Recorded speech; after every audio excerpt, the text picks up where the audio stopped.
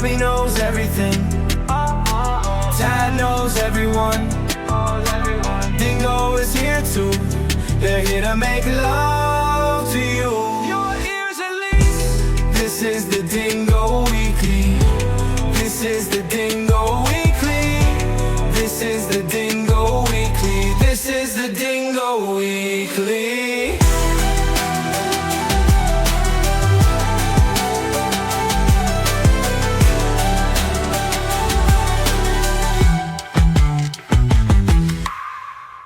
Welcome to the Dingo Weekly podcast. I am your co-host, Robbie, here with my great friends, as always, Tad and Dingo. Guys, how you doing? Hanging in there. Fantastic. Fantastic.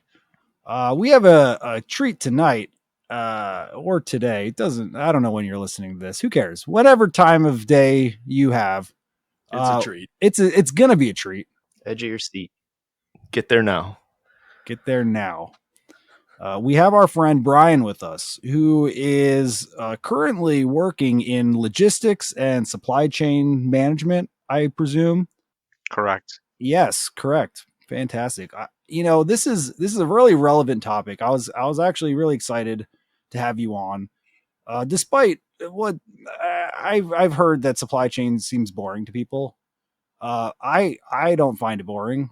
I think it's really relevant to what's going on in the world, not just this country, the world right now, because the global supply chains are just getting ruined again. COVID wrecked us. We built our way back up, and now we all know what's going on. So I was very excited to talk to you, and I want to hear everything you have to say about this, what you're seeing, what's going on, what are the problems, what are the solutions. But even before we get to that, yeah, I know, I want everything. Give us a little bit of your background first, though. Tell us about you. God, you are so worked up and excited, Robert. I'm really excited about this. You I don't know. I feel like you weren't at my level on this, but I want to know. I want to know what's going on. This interests me. I was a supply chain manager for a few years. Yeah. Nothing. Domestic or international? A smidge international, if you count Canada. Yeah. It technically is, but it is not as it is not as much difficulty when you start going outside the U.S. Yeah, or I should say, North America. So back in my days in supply chain management, I didn't have really that many issues. Maybe a call on the weekend to someone stuck at the border and they needed my approval or whatever. That was the worst of it. I can only imagine what's going on today. I imagine that this is going to get a lot easier when they're a state up there. Oh yeah, 51st state, right? That's soon. Yes. We're all on board. An entire country just becomes a whole state. That's going to be amazing. Yeah. It'll definitely won't throw off the numbers in the House and the Senate. That's for sure. And the flag, that's my big thing. Where are you going to put that 51st star? It's going to be a maple leaf and probably be somewhere in the middle. Okay, get that shit out of here. It's a star now. If they put a maple leaf on my flag, I'm moving to Europe. I've had it. No, that might be the solution moving forward, anyways. But yeah.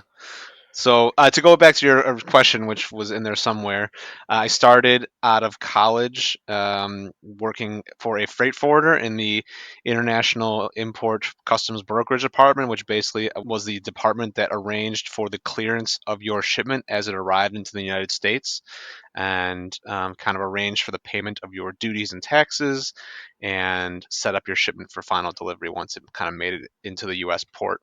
Duties.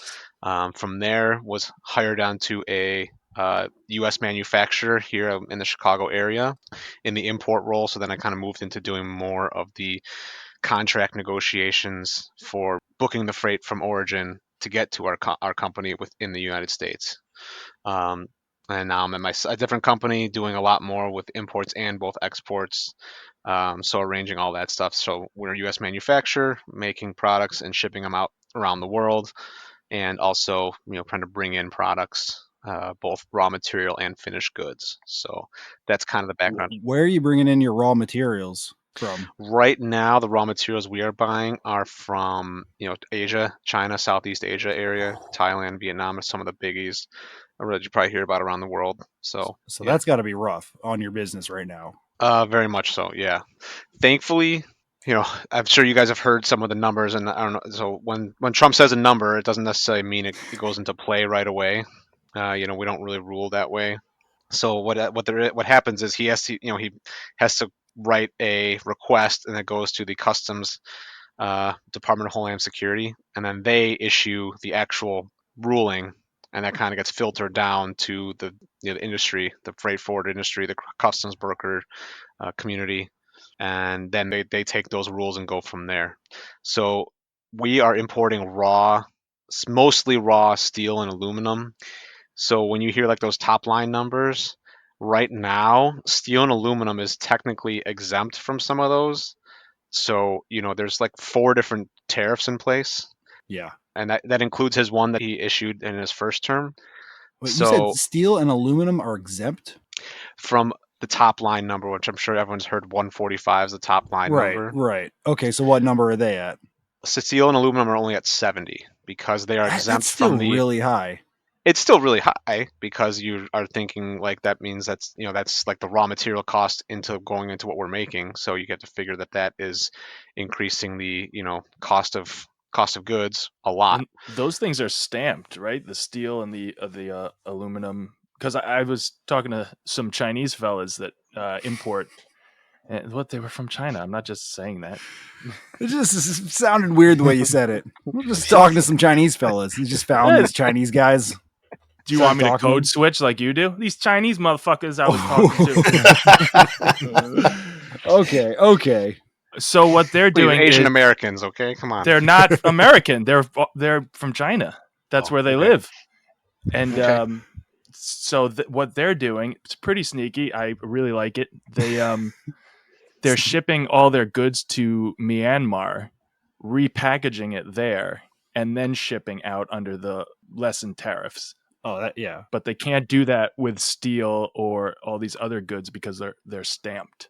Well, so this is kind of what I was hoping we could maybe talk about. So I'm glad you bring this up. These Chinese motherfuckers. So glad you brought this up, Dingo. Well, Thank this you. is what, so I've That's heard. all I have for this. So Sure, no, it's okay. But so there's that technically might be illegal. it's 100% illegal. It's a gray area. Yes, so that is something they're looking at. But they're doing it, and it's working. So Well, right, but that Loophole. it's not really a loop. So this is where they talk about country of origin of goods, right? And this is where I was saying before that this topic might be a little dry, right?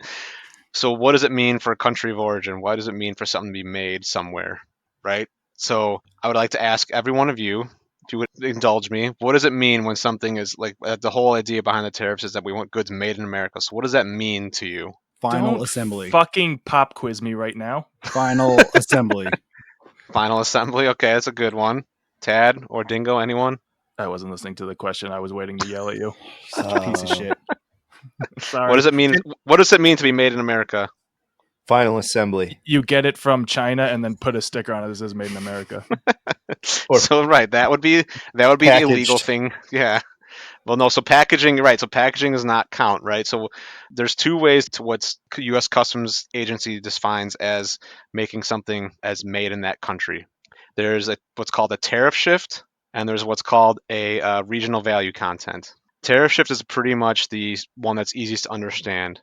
Whereas, like, say, like you bring in a piece of lumber from Canada, and then you cut it and make like a pallet out of it, right? So you basically change that raw material into like a finished product. Mhm. You've changed the tariff code on it. And when I say tariff code, I don't mean tariffs like the tax on it.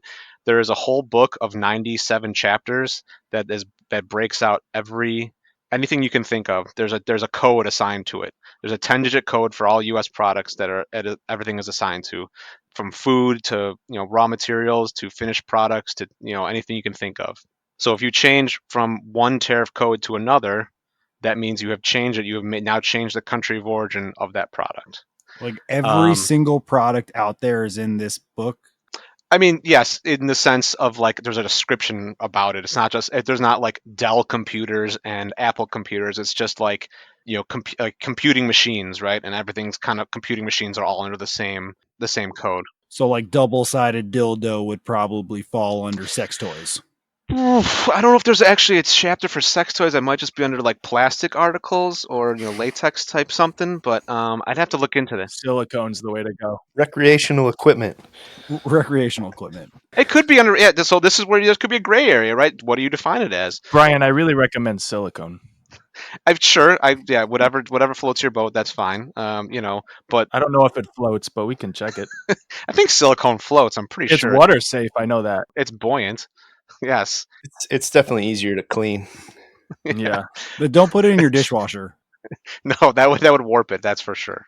it really does. Not that I know from experience or anything. I do not Mhm. know from experience. No, no. Let's go back to that interesting book you were talking about. Sure. What do you want to know? Nothing.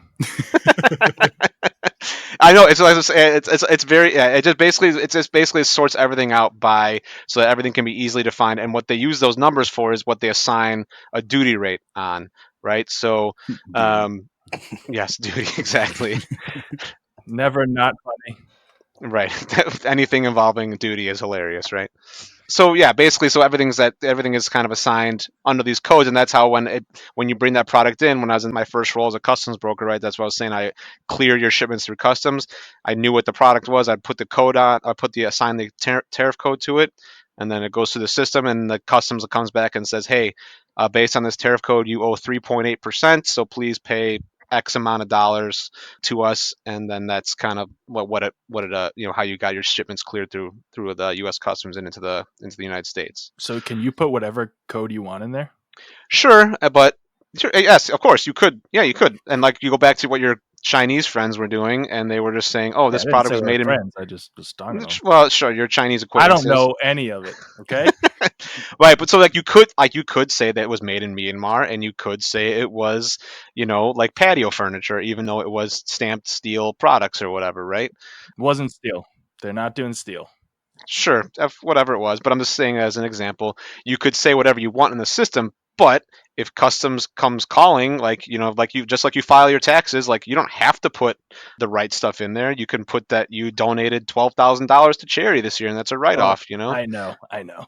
So who's actually checking this then? Like they're probably checking some of them. It sounds like Yes. just like I'm sure the IRS is checking some people's taxes, but like similar to the IRS. a lot of people can get away with fraud. It sounds like.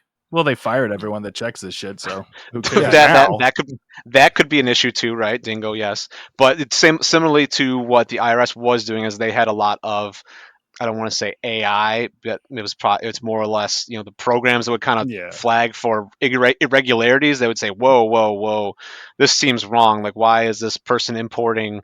I'm trying to think of a good example, but like, why is this? Do the dildos again. Well, I don't know where dildos are made, so I don't want to say. Vibrating butt plugs. Why does this person saying they're importing like mangoes from Sweden? That doesn't make sense, right? Yeah, I can see that. Did you know mangoes can get sunburn? I did not know that. Yeah, well, you learned something on the Dingo Weekly. Finally learned something. I learn something every time I listen. I got sunburned today. I learn something every time I listen. Do you really? I love that. Uh-huh. Yeah, I just said it. I don't know if it's true or not, but hey. Probably true. Well, don't take it back. Oh, Sorry. We can edit that out, right? Take that out in post. nope. Staying in. Sure. We lied. We keep it all. But dang it. I've been played. But yeah, so yeah, that's kind of how so you could write it, but the idea is that you're doing your due diligence, and there's obviously the penalties are pretty stiff if they find you doing something illegal, and you could actually lose a license to be able to import or export products, which would obviously be more detrimental to your company than whatever Of course. few thousands you might save on claiming something at a lower duty rate. I'm just saying, like, if you're maybe like Sure. a one-time importer, Of course. and you're just you might be able to take a gamble on that. It's all about the course. rush of getting away with it. Yeah. Sure, but they have 5 years to go back, so you're sitting there waiting for 5 years. It's like when Winona Ryder was stealing shit. Like, she could afford it. It's just Right. you want to get away with it. Yeah. Feeling alive. So yeah, that's kind of what's the basics behind countries of origin, right? So, but anyways, back to that as well. The one way was to change the tariff code. The second way was regional value content, which is basically along the lines of if you're not changing the product from a different tariff, if you're adding more value to it, there's a formula, and it depends on what product it is. But basically, what they want to know is, what are you adding to it to kind of change the value of it? Like, imagine like a T-shirt. Say you are you're like a T-shirt business. You might import just plain white T-shirts, from Egypt, or like or maybe India or Pakistan, somewhere where they have a nice little textile industry going. But then Great. Guys, merch coming soon, importing from Egypt. well, but so you can make it made in the U.S. if you like bedazzle it enough. Say you add a bunch of frills to it, and maybe Really lower the value of it. well, I'm just but no, but you're adding value to it. So instead, you Not import if them you at $5. bedazzle it. If you add them, well, but that's your market, I guess, depending who you're going for, right? If you're importing at $5 a piece, but you're adding $5 worth of labor, U.S. labor and materials to it, all of a sudden now that shirt is being sold, say for $20 because it's $10 to you're all in on it. You want to make your money back. They'll say like, oh, now that shirt's made in the U.S. because you have added enough value to it to make it a U.S. made product, even though that T-shirt technically the base product is a T-shirt that was not made in the U.S., but you added enough, artwork to it and whatnot to make it a U.S. made product. So tariff code change or added value.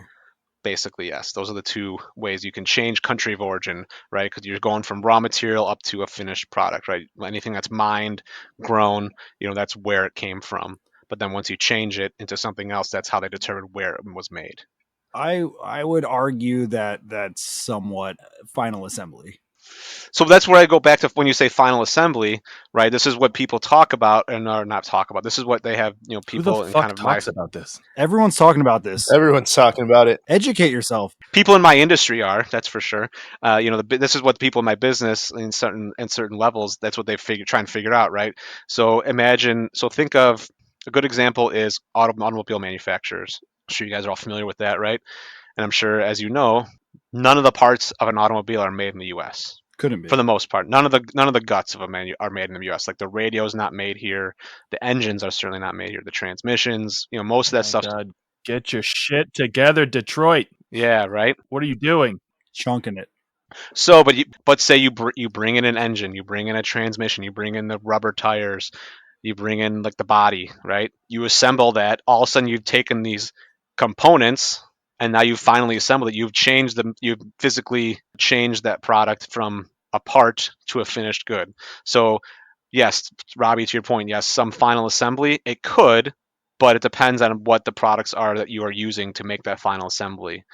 If you're doing enough to change the tariff enough, depending on what the finished product All right, is. so let's do an example. Let's say Okay. I order a bunch of parts to make a widget. All of the Mhm. parts are coming from China. Let's say it's just like 3 Mhm. pieces, and all I got to do is click these 3 pieces together. I'm just Yeah. completely making this up. Mhm. Would that count as a whole new product? I just clicked 3 pieces together. They were all made in China. So without, What are the pieces? I don't know. It's my widget. yeah, there's each case. No, I want to know what the pieces are It's a before we move widget. on. I need Go to business school, learn about widgets. Yeah. No, I want to tell me what the pieces you're clicking together are so I can picture it in my head. Go. They're made of plastic Okay. and they fit perfectly. What color? They're black. It's not that fun. You really know how to suck the fun out of them. How about this? It is. I'll make it fun. They're yellow. It's a little football tee, so you can flick a paper football in it. So you just click the Well, that's fun. the goalposts together. How about Yeah, that? that is fun. You No, click I mean, yeah. the 2 goalposts into the base, and that is now your final goalpost that you got from China. It took 3 parts. You can just click them together. They all fit together. I mean, the end user could do it themselves, but I did it. Yeah. Thank you. That sounds like something you could get done with 2 parts. Sure. Yeah. Regardless, does that count as a made in America product?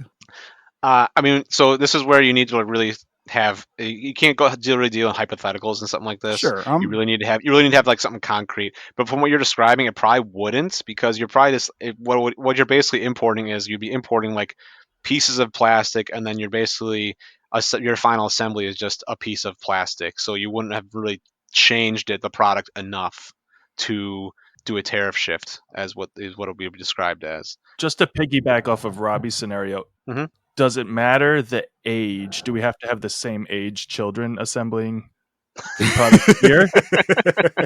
Or does that change some code?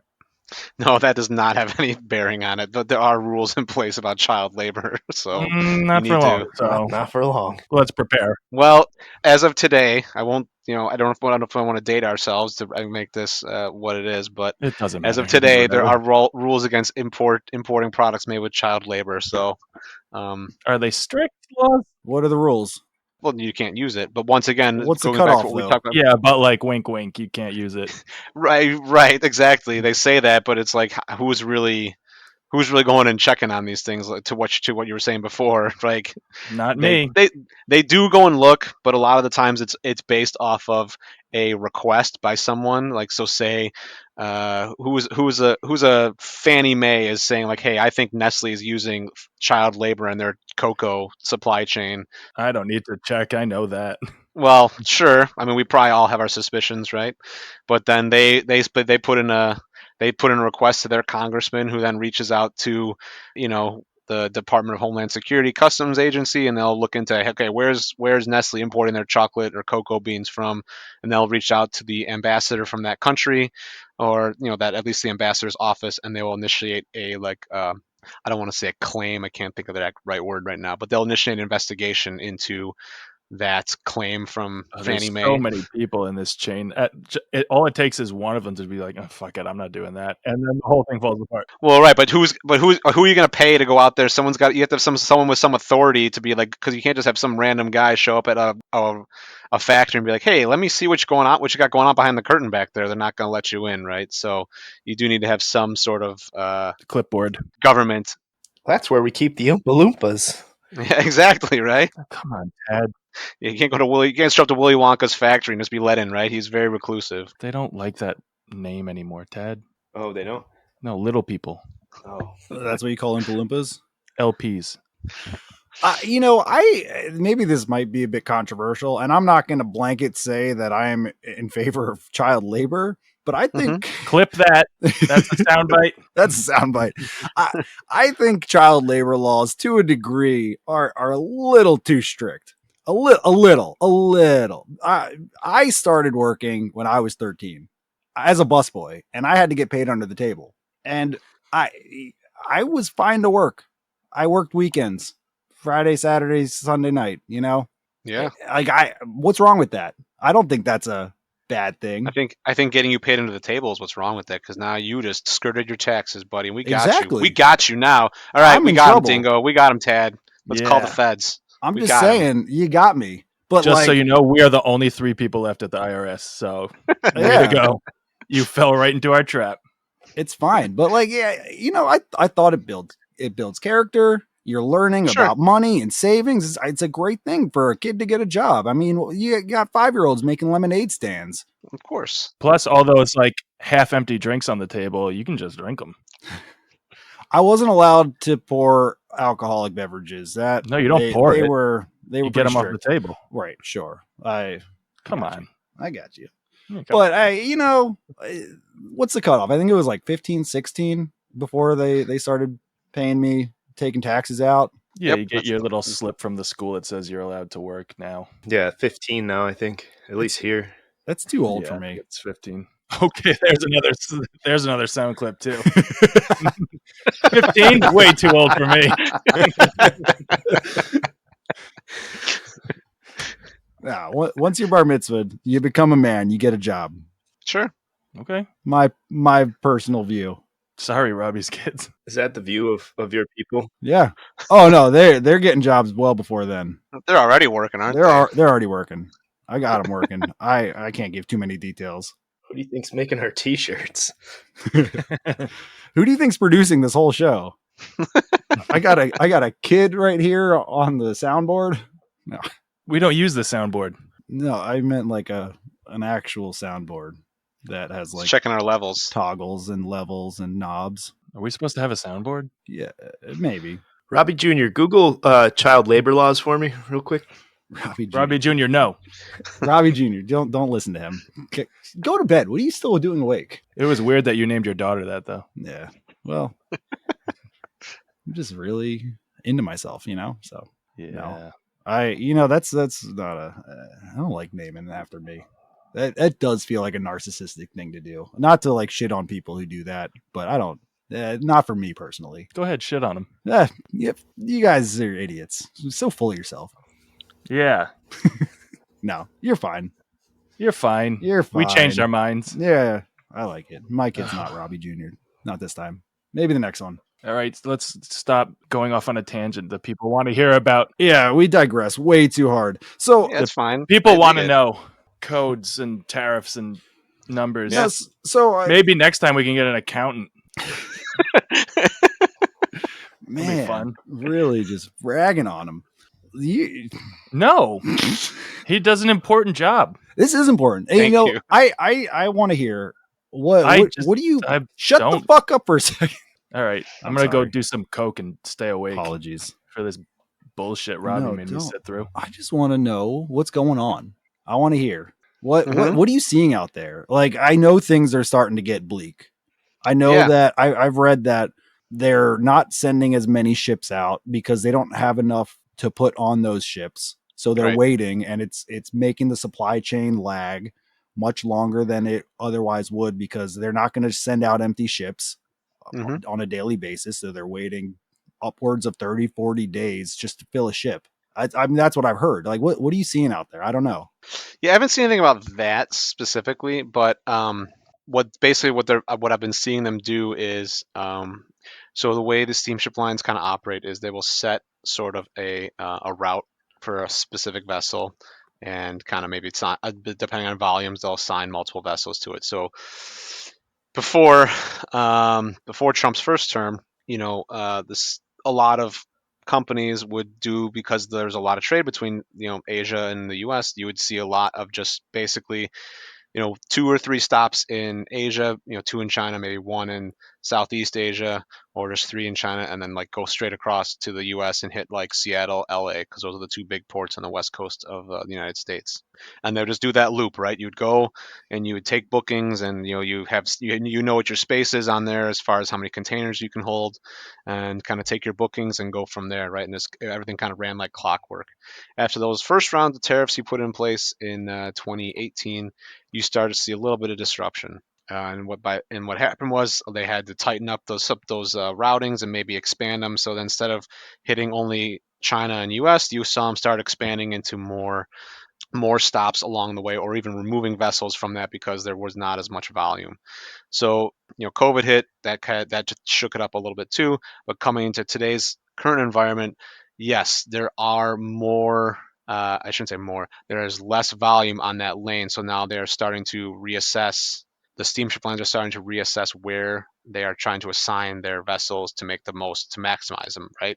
So is that doing more like Asia to the Mediterranean area, or Northern Europe, or is it more Europe to Africa? Are they doing some more South America type things? Asia Pacific, Australia, stuff like that. So yeah, it's basically everything's kind of in flux right now, because everyone's trying to feel out what's going to happen. And it's kind of to your point, these things tend to take 30 to 60 days to kind of filter out through the system, just because a vessel between the U.S. and China, for example, takes about 2 weeks on the sea.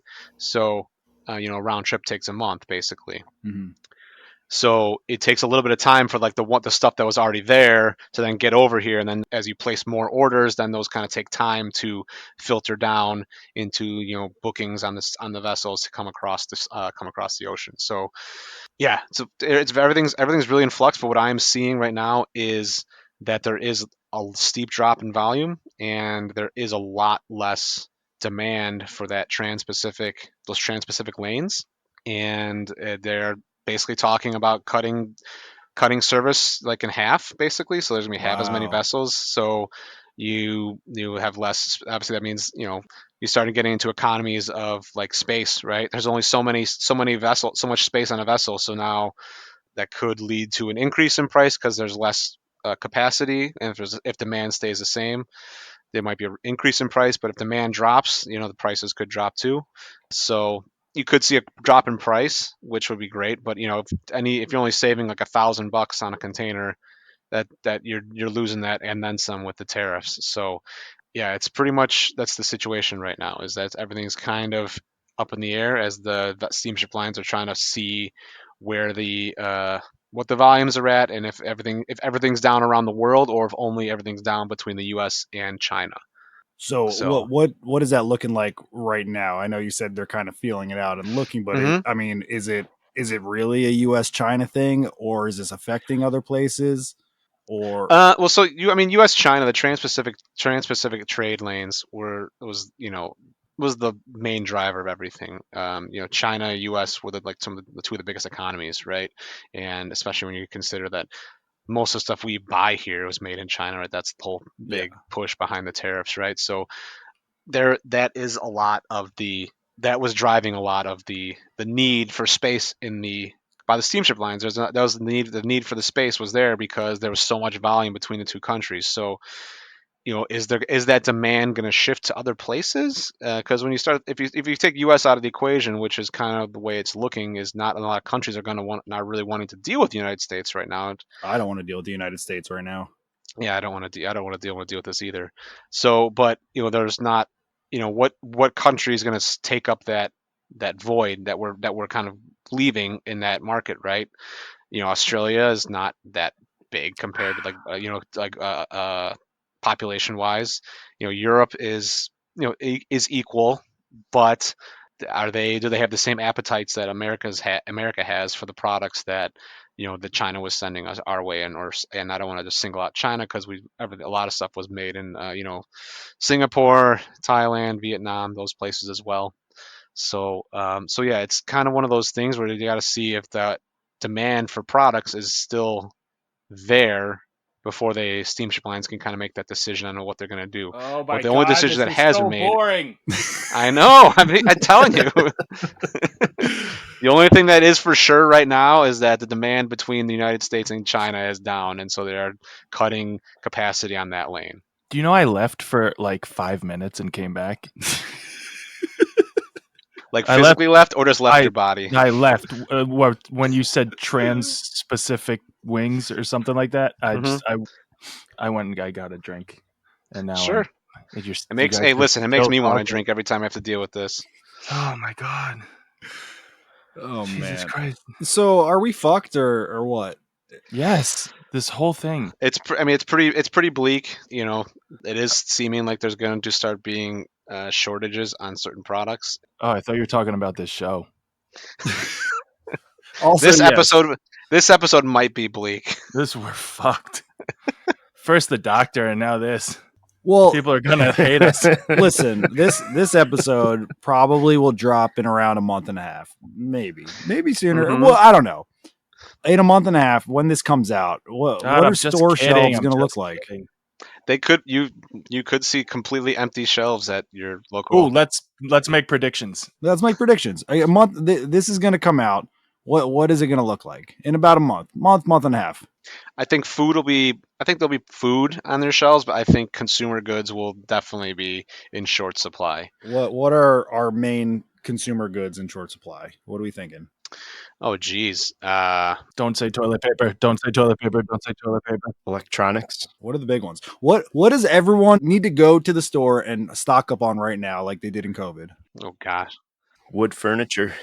Well, they already missed it. Just tell us, and we'll know. And then by the time everyone else listens, they're fucked. Yeah, But we're good. we're gonna be good. I would say, I mean, like, I don't know. I'm trying to think, like, what are the major products that import from China in Asia specifically? I mean, toys are a big thing. Wives? Clothing, you might see a small. What's that? Nothing. I was listening. Okay. Yeah, like toys, clothes. I think certain cleanings products probably, but other than that, Yeah, stock up on Ooh. toys, guys.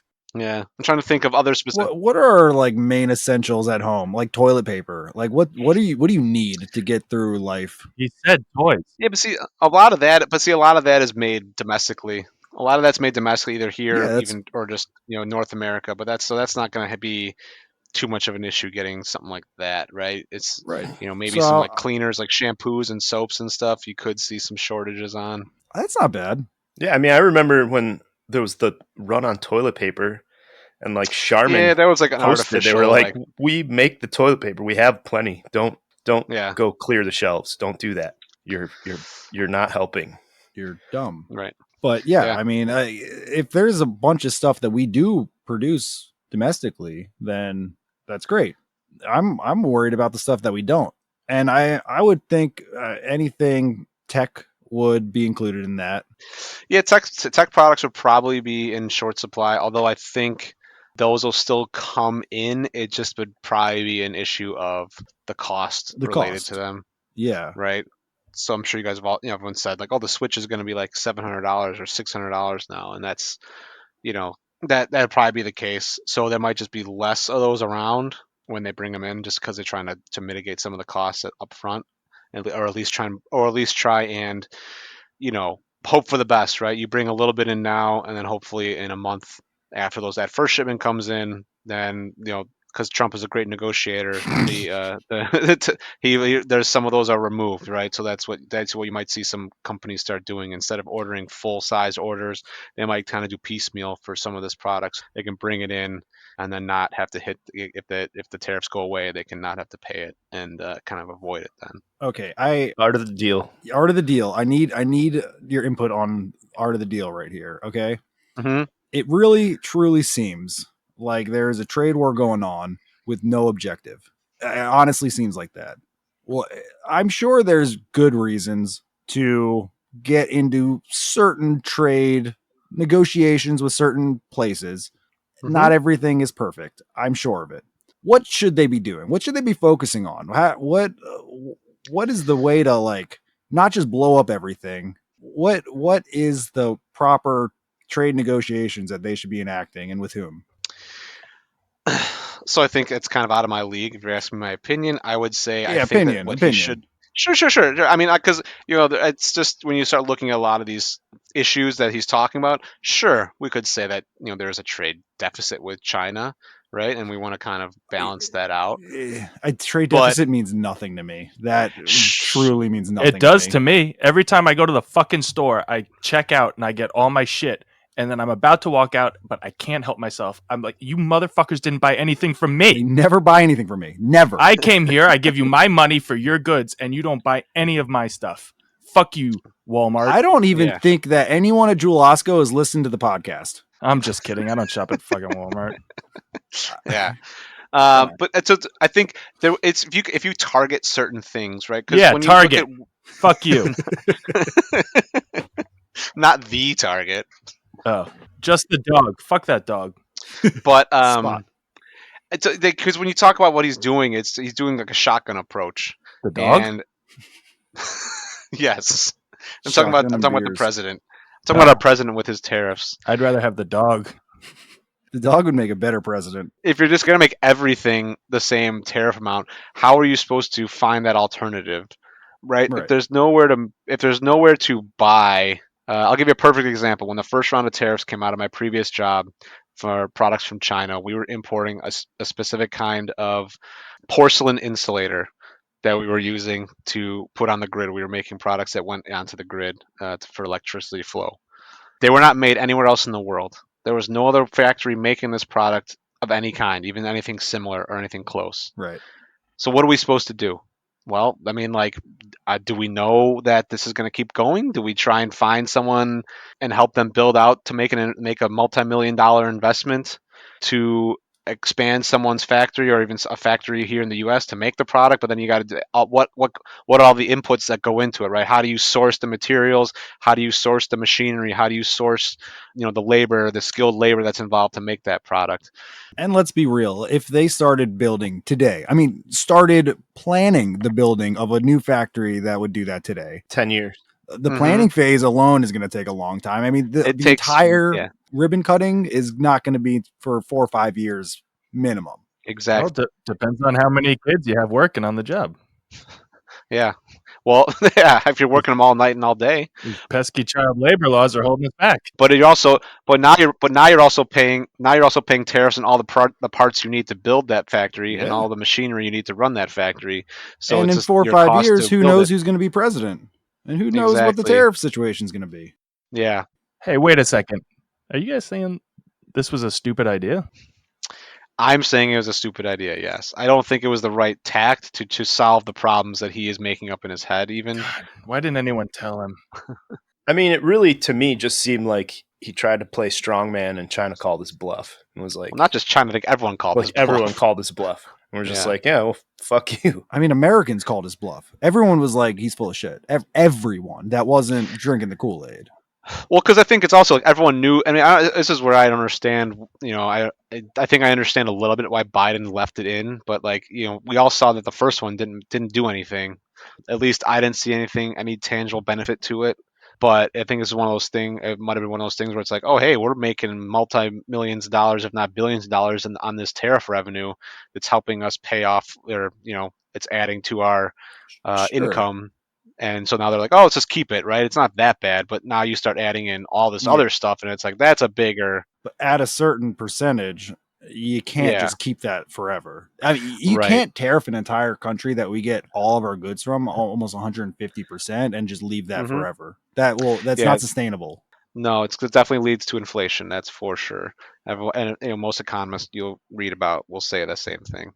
So what I would have suggested is to do like a targeted approach to make it where you start with products that you can at least conceivably, if they're not already made here, would be easier to make here or easier to get ramped up to make here, or at least somewhere else around the world. So you can pull that away from, if he's targeting China, you pull it away from China and you can start doing that. And then you can, if the whole point is to bring them to the negotiating table to make them buy more US made products, cool, that might be a start, right? And you kind of go from there, but at least give industries kind of a ramp or a ramp up to letting them build what they need, the infrastructure necessary to make what they need here, without just kind of doing a final solution from the get go, right? And just Hey, really let's really be easy pointing. with that term. Yeah, Sorry. I feel a little uncomfortable you throwing around final solution. Sure, sorry, we can edit that out. No. Whatever.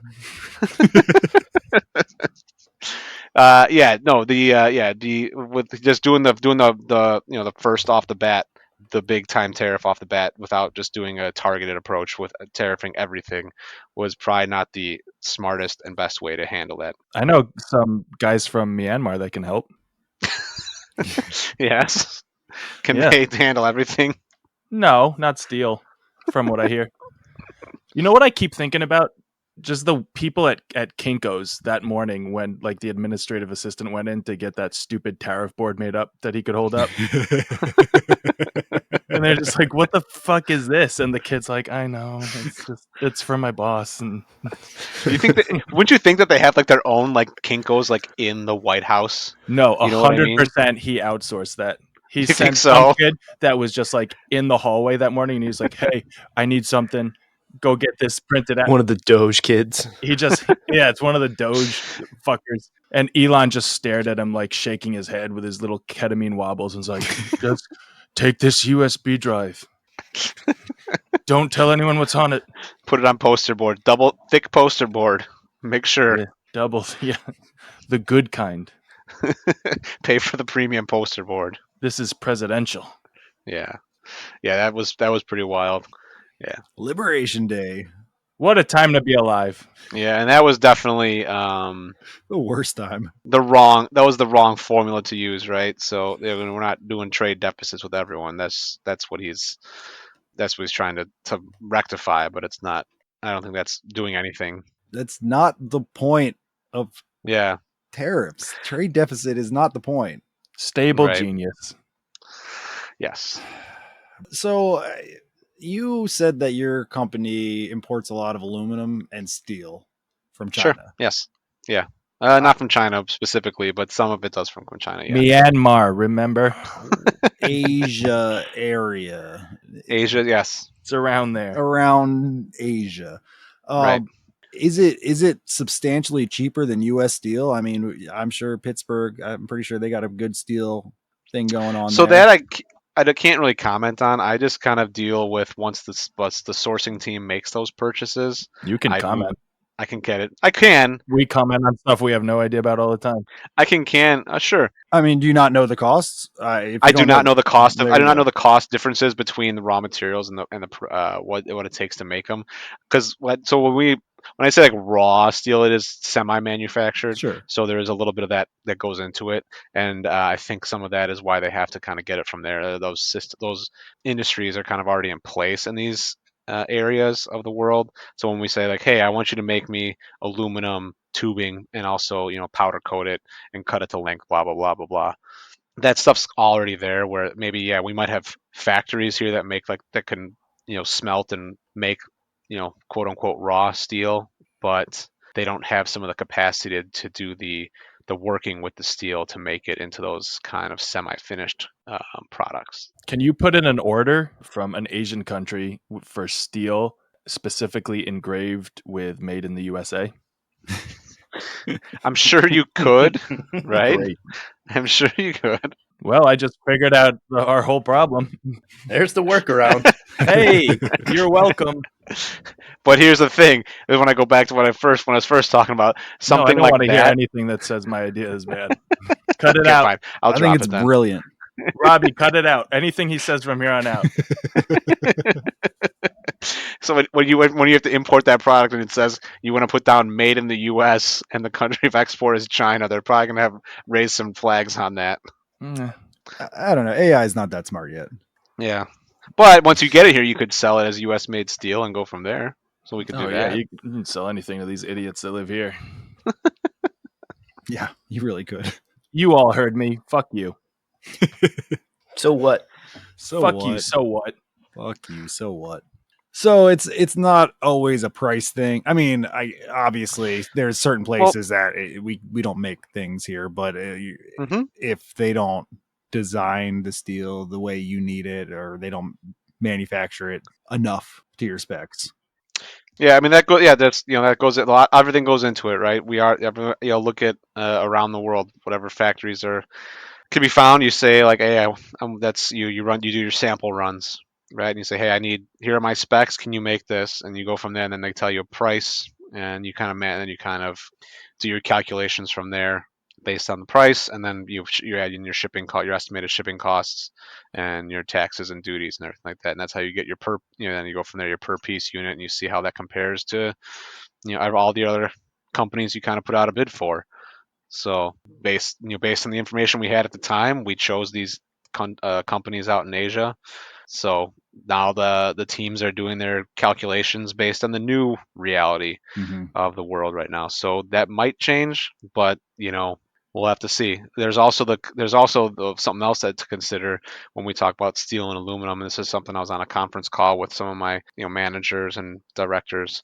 And this is where I get back to there's so much more that I don't know about this, but they mentioned something about how if you look at the demand capacity for all the aluminum in the United States, and they have taken data from like aluminum manufacturers, uh, you know, uh, manufacturers, I guess, in the United States. If they were to max out their Production output. production lines, it would cover something like 15% of the demand for the aluminum in the United States. So how do you fill that gap, right? And then on top of that, and that's just using aluminum that's been mined in the U.S. So that means you still need to import raw aluminum to then smelt it or refine it, but then you're charging those companies 25% or whatever it is now. It's 25 plus whatever country tariff it is to import that raw aluminum just to quote unquote make that aluminum here in the United States. So, I mean, there's a pretty that's easy answer to this. I mean, it's obvious. You're clearly not seeing it. what's that? We steal Canada, we steal Greenland, and then we give Ukraine to Russia. Don't steal you. Whatever. We'll absorb them. We absorb Yes. Canada. We absorb Russia, or not Russia. Well, maybe Canada, Greenland, Russia has a lot of raw materials there. and we give Ukraine to Russia, and we work a deal with them to get their materials from Ukraine. So I think that should cover it. That's the solution, huh? That It's could obvious. work. I don't know how that would look as far as human rights are concerned, but No, it's not the final solution, but it's a workaround. no, that's not the final solution that we're all No. looking for. Yeah, the one we're looking for, right, Brian? I hear you. No one wants that final solution, that's for sure. Well, Tad's been awfully quiet about the whole thing, so I don't know. Yeah, where does Tad stand on the final solution? He left too. He probably did. Oh shit, he really I did. think he actually left. No, I'm here. Oh, I really did leave. I'm just absorbing. It's a lot to take in. I know it's a new trade world we're in, especially for a U.S. made company. The hard part for us is also that it's affecting our export business. So you're trying to make yourself a global brand and build up your export, international shipping. Who are your main countries of export? We mainly export right now to Australia and Germany, and that's probably like the two biggest ones. If I had to say a third one, would probably be like the UK.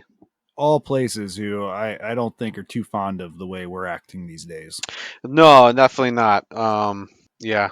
So, especially someone look at something like especially I took Canada out of there because I don't consider they would be number one, but North America Sure. But there's bait. international shipping between the U.S. and Canada is very smooth, or at least it was in the past.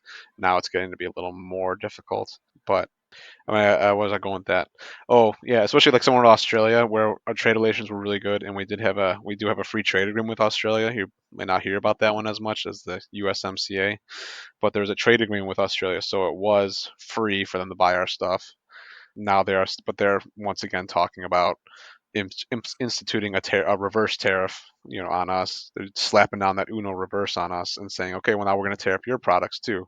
So now they're our customers are making that same calculation that we were kind of making, talking about buying our raw materials and saying like, okay, well if we want to buy this product and it's costing us 10% more, is it worth it to maybe look elsewhere, right? Not necessarily making it domestically in Australia, but buying it from somewhere else in the world that makes a similar product. So, I just think reciprocal tariffs are so petty because it's not really even about you. Like a lot of these tariffs are in place to help the country that is imposing them's economy. Like with dairy, there was a tariff after a certain amount of dairy that was imported from the US to Canada.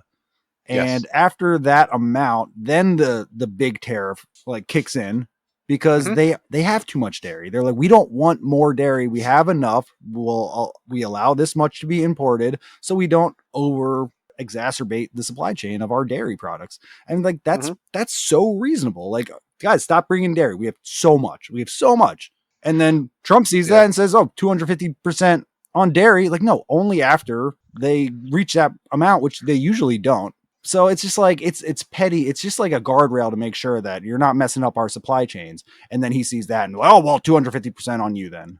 10,000% on these scumbags. Yeah. In Canada. Well, so that's kind of that's the original idea behind when I talked about the tariff book and assigning everything a code, and then the code is assigned a duty rate. That was the original idea behind it. Was the reason you're paying a duty on an imported good was to protect the domestic market, to protect the domestic industry. Yeah. So you would say, okay, hey, you want to import textiles? Well, we want to protect our textile industry here in the United States. Exactly. So you guys have to pay X amount of X% based on how refined and how much manufacturing you've done on that textile to help protect this industry here. So you hit the nail on the head, Robbie, with like the dairy, the Canadian Great dairy job, industry, right? Robbie. I try, man. I try. So that's that is the idea behind it, but you are supposed to look at it kind of through the lens of what are they charging us, not just a trade deficit. It's what's the actual charge they're putting on us. A lot of these countries that were listed, there is no such thing as a tariff on U.S. products. It's just they just have a standard duty rate, and then it's just he just decided to look at it through a different lens and make up something to make it. Duty lens. Yeah, because if you take that personally, then you're just gonna have a bad time. It's not a personal thing. This is like, I'm protecting my country. This has nothing to do with you. It literally has Right. nothing to do with the U.S. This is Mhm. just, we need to make sure our industries here are secure, and that's it. Exactly. Yep. And then he takes that personally.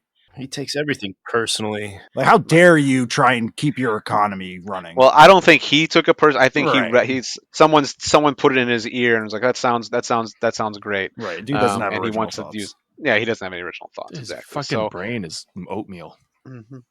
It might be some Cinnamon. some no. Let's say Apple some like cinnamon oatmeal. some leftover like gonorrhea from back in the day or something like that. Some sort of STD He's has those- gotten in. It's those oatmeals with the eggs that hatch when you put the hot water in the dinosaur eggs. Oh, those are fun. yeah. Oh, yeah. So he's got a little bit of that and a little bit of syphilis brain. Syphilis. Yeah. I could imagine. Yeah, syphilis. There you go. Sorry, I used the wrong STD. Syphilis. Beautiful word. Yeah. What's his name? Mhm. Al Capone. Syphilis. Yeah. I think it was my art history teacher in You're high gonna school. say you had syphilis? I had syphilis. No, one of my teachers in high school, Gave Gave you syphilis? Oh, Brian. he said that syphilis is considered one of the most beautifully spoken words, because the S sound apparently is very just like soothing and sensual, and syphilis. That guy never had syphilis. No, he did not have syphilis. You would not be saying that. I mean, it was not just a thing that he thought of. I think it was like a scientist study. You know how we waste money on all these research things. So they studied what's the most beautiful word. They came syphilis. It's Cellar syphilis. door. No, syphilis. Wasn't that? What was that? What movie was that from? Cellar door. No one. The words were just cellar door. Yeah, I think it was Donnie Darko. Remember that movie? Oh yeah, I do remember that It's a movie. good one. That was a great movie. I'm gonna Google this right now. We can cut the dead air out. Jake Gyllenhaal. Cellar door. He's so Classic. handsome. Cellar door. That dude got range. Oh, that was a movie too. He's a pretty good actor. Yeah. He is. He's up there. Bubble Boy. That was a great movie. Oh yeah, Bubble Boy. Jeez. Wow, really bringing it back. Yeah, it was in there. This famous linguist once said that of all the phrases in the English language, of all the endless combinations of words in all of history, that cellar door is the most beautiful. Cellar door. Yeah. Cellar door. How it doesn't even compare to syphilis. Well, you're not a linguist. I'm a linguist. You know who it was that they're referencing? J.R.R. Tolkien. He had syphilis. Oh, that guy. He got syphilis from a public restroom. Did he? Maybe. What did Probably. he make? Probably. Tolkien is Lord of the Rings. Lord of the Rings. Hobbit. LP. Lord of the Hobbit. The LPs. The LPs. They're little peoples. You can't call them hobbits. We're going to have to cut all that out, Ted. Leaving it. So inconsiderate. God damn it. We're so canceled. What do we call this episode? The Daily gets canceled. Syphilis. Syphilis. Cellar door syphilis. Cellar door syphilis. There That's it is. got to be the most beautiful phrase you've ever fucking heard in your life. Yeah. That was so elegant. Cellar door syphilis. I want to write a poem called Cellar Door Syphilis. Ugh. What were we talking about? You know what? Never mind. Syphilis. I don't want to go. Whatever it was, I prefer the cellar door syphilis. Yeah, me too. Okay, Brian. Oh, Brian. I like you, Brian.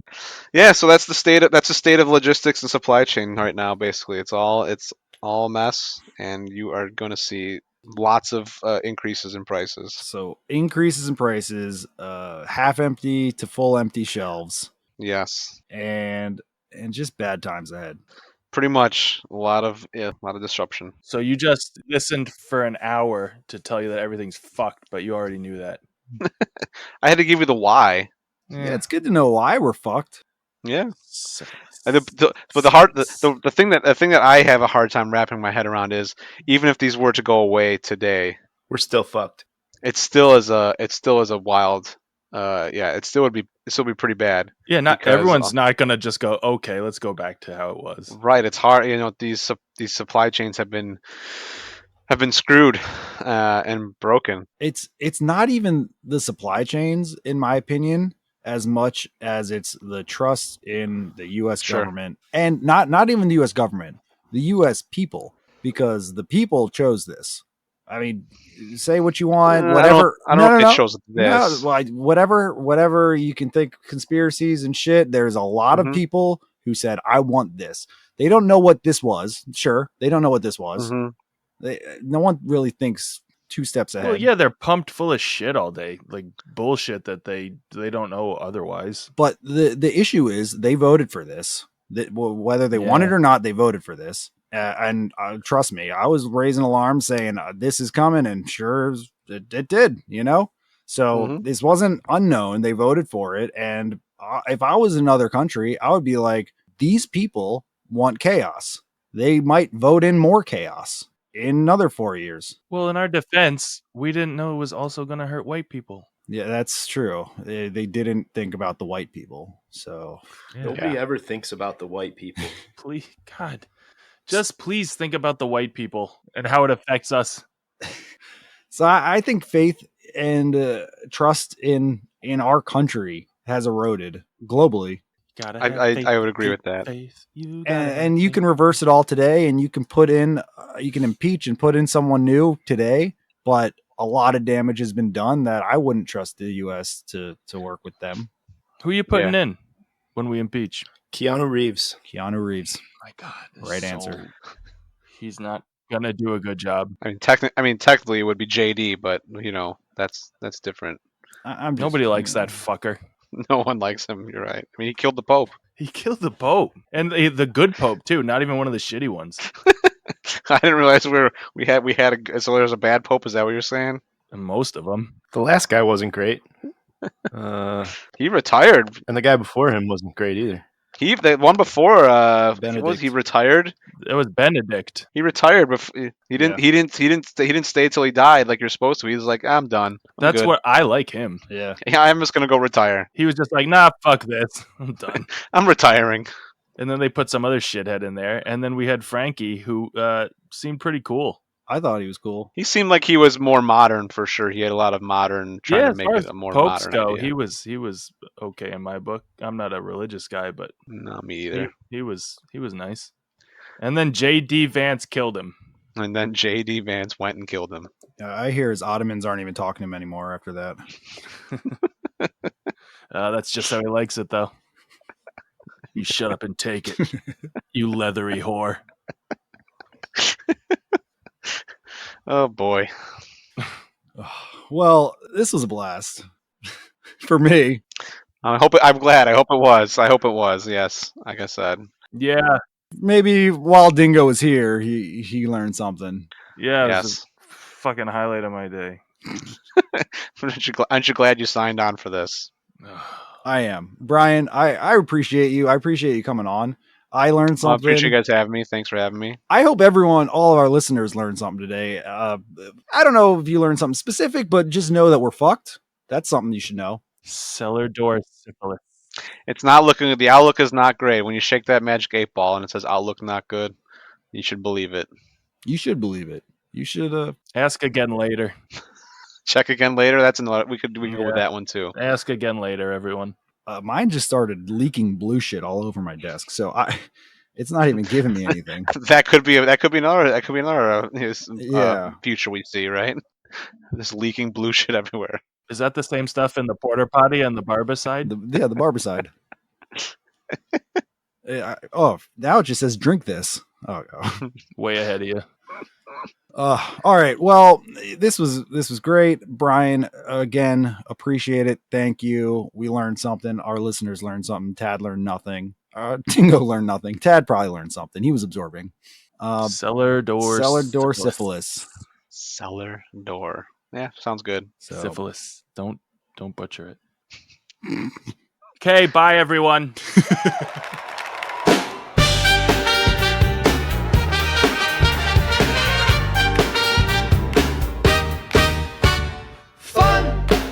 Logistic fun. Run. This is how everything is run down. Imports away down town.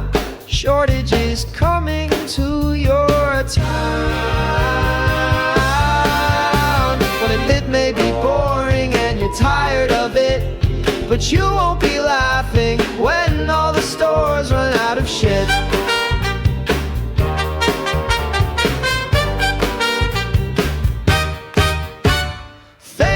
Remember the whole toilet paper thing? Sting! Man, those Clorox wipes would sting. This whole situation's dumb. Thumb! Well, I just can't quite put my thumb on it. Well, it may be boring and you're tired of it, but you won't be laughing when all the stores run out of shit.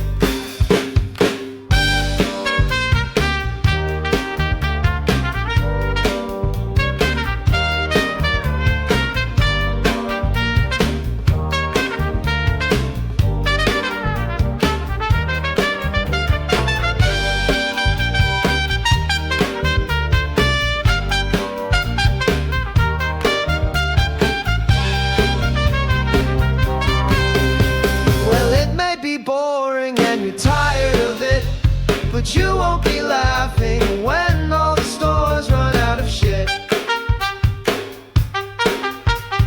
Work! Why the fuck did anyone think this would work? I'm just gonna say it, this guy's a real jerk. Stuck! All of my goddamn shipments are stuck. No, seriously, fuck, I'm trying to link a few out to my favorite furry juggalette bondage hentai, but it just doesn't hit the same with my old tail butt plug and paw job toy. It's like this thing you fuck, but instead of a hand job or a foot job, they're paws. It isn't that complicated, it's just all really frustrating, and I'm getting all backed up. This administration's ruining my orgasms. Well, it may be boring and you're tired of it, but you won't be